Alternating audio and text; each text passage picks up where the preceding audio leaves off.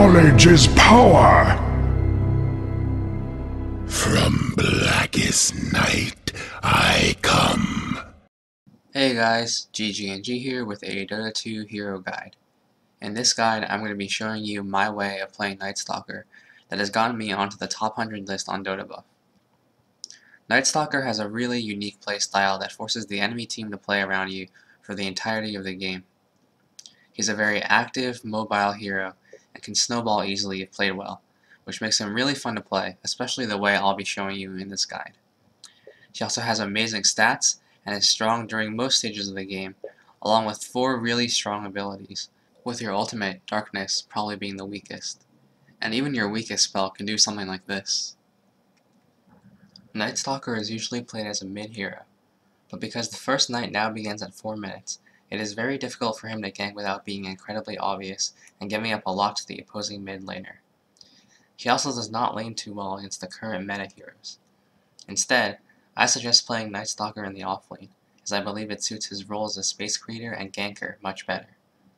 He is also fairly item independent due to his amazing stats and spells, so getting early game farm is not a huge issue. In the offlane, your goal is to leech experience until the first night at 4 minutes, at which point you are a threat to kill any out of position supports and are able to easily disrupt the safe laner's farm. You are also a dangerous ganker for the mid lane, as there are very few heroes that can survive a Nightstalker gank at night, 4 minutes into the game. You can also dive towers fairly easily due to your natural tankiness and bonus movement speed from Hunter in the night. For starting items, I'll usually go with a stout shield, 2 branches, and 2 sets of regen. Facing some lanes, I'll skip the stout shield and use Void to last it up to a quick boots from the side shop. Sometimes, I'll just start with boots and a set of tangos and walk to the lane like that. Once you have boots, you are extremely hard to kill and harass down, with 6 base armor and 660 HP at level 2. If you're against a strong lane, sit back and leech experience while last hitting with Void. At 4 minutes, you can either threaten the supports in lane or go contest the rune. Sometimes you'll catch a support scouting the rune by himself for an easy solo kill, and if it's a good rune, you can use it to gank mid. As the offlaner, it's difficult to keep track of you, which allows you to surprise enemies more often than if you were mid. You want to try to gank mid at least once during the first night and force rotations. However, sometimes it's good to just sit in the offlane and disrupt farm. You should judge when to move and when to stay in lane based on how the game is going. If you happen to be against a solo lane, you can trade hits with almost any hero in the game due to your good base stats and strong nuke and Void. As an offlane Nightstalker, your job is to create space for your team throughout the early to mid game so that your safe lane and mid can carry. You shouldn't focus too much on farming. Of course, there will be plenty of games where you snowball and carry the game to a 25-minute win.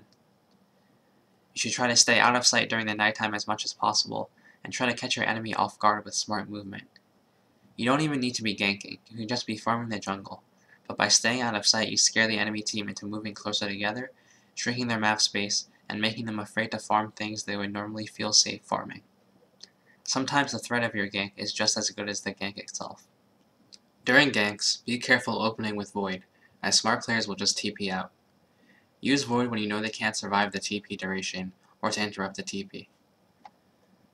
For items, I will always upgrade into phase boots, as they give great damage and mobility combined with Hunter in the night. After phase, I will get Urn, which gives nice sustain and extra damage for ganks. Sometimes I will also squeeze an Orb of Venom in there if I'm doing very well in lane. I dislike getting Bottle because it costs too much for what it gives you as an offlaner, and I prioritize Urn over Bottle as it really helps in the first few ganks.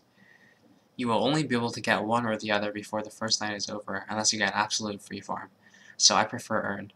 Also, with just Urn and phase, you can solo kill pretty much anyone during the first 2 nights.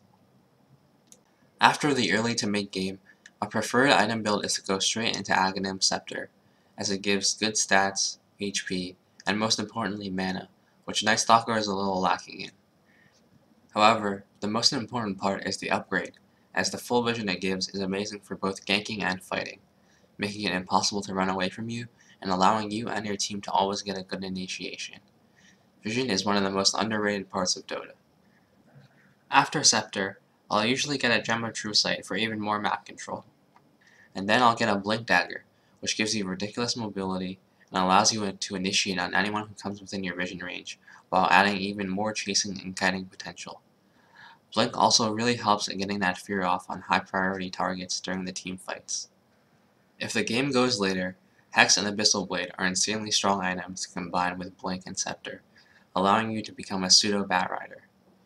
There will always be games where you need to go BKB, and sometimes your team will require you to carry a bit even as the offlaner, so adapt your item build accordingly.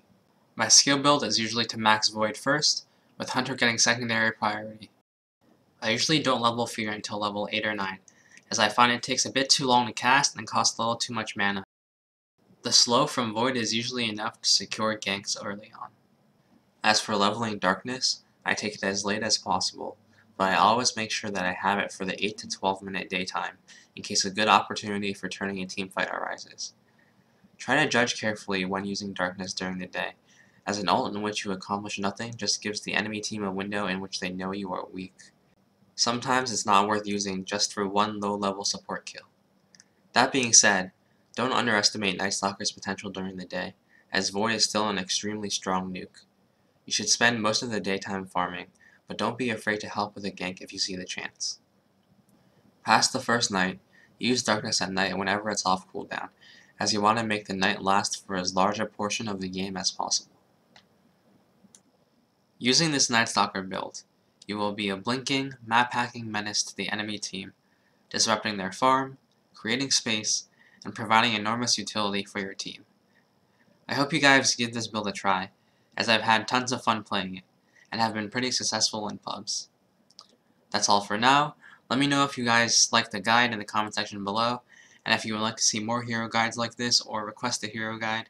I don't have a unique way of playing every hero, but I'm pretty high ranked on a few of them, so I would be more than happy to do a few others. Anyway, thanks for watching, and hopefully I'll see you guys next time.